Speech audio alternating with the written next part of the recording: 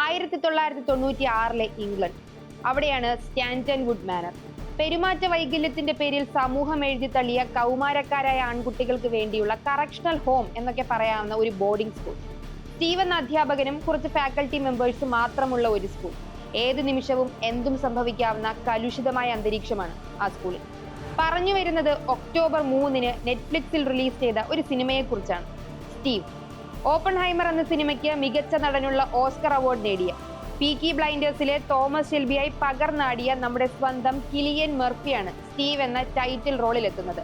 സ്റ്റാൻറ്റൺ വുഡിലെ പ്രശ്നബാധിതരായ കുട്ടികൾക്ക് സ്റ്റീവ് അവരുടെ ഒരു സുഹൃത്തിനെ പോലെയാണ്. മനസ്സ് തുറക്കാനും അക്രമാസക്തരാകുമ്പോൾ ചീത്ത വിളിക്കാനും അവരെ ശാന്തരാക്കാനും കഴിവുള്ള ആ സ്കൂളിലെ ഒരേ ഒരു അധ്യാപകൻ. പക്ഷെ സ്റ്റീവിന് അയാളുടേതായ പ്രശ്നങ്ങൾ ഏറെയുണ്ട്. വർഷങ്ങൾക്ക് മുമ്പ് സംഭവിച്ച ഒരു കാർ ആക്സിഡന്റിൽ ഉണ്ടായ ശാരീരിക പ്രശ്നങ്ങളും അതിലുമേറെ മാനസിക പ്രശ്നങ്ങളുമാണ് സ്റ്റീവിന്റെ ജീവിതം. ചിലപ്പോഴൊക്കെ അവിടുത്തെ കുട്ടികളെക്കാൾ മോശമാണ് അധ്യാപകന്റെ സാഹചര്യമെന്ന് നമുക്ക് തോന്നിപ്പോകും. സ്റ്റീവ് അനുഭവിക്കുന്ന മാനസിക വേദന പ്രേക്ഷകൻ അനുഭവിക്കാൻ പറ്റും. അതാണ് കിലിയൻ മർഫി എന്ന നടൻ സ്റ്റീവായി പരിണമിക്കുമ്പോൾ ഉണ്ടാകുന്നത്. ഒരു അസാധ്യ നടനാണ് അദ്ദേഹം. ഷൈ എന്ന കഥാപാത്രമായി എത്തുന്ന ജെ ലൈക്കൂർഗോ, കുട്ടികളെ സ്വന്തം മക്കളായി സ്നേഹിക്കുന്ന ഡെപ്യൂട്ടി ഹെഡ് അമാൻഡയായി എത്തുന്ന ട്രേസി അൾമൻ, അങ്ങനെ ഓരോരുത്തരും അവരുടെ റോൾ ഗംഭീരമാക്കുന്നുണ്ട്.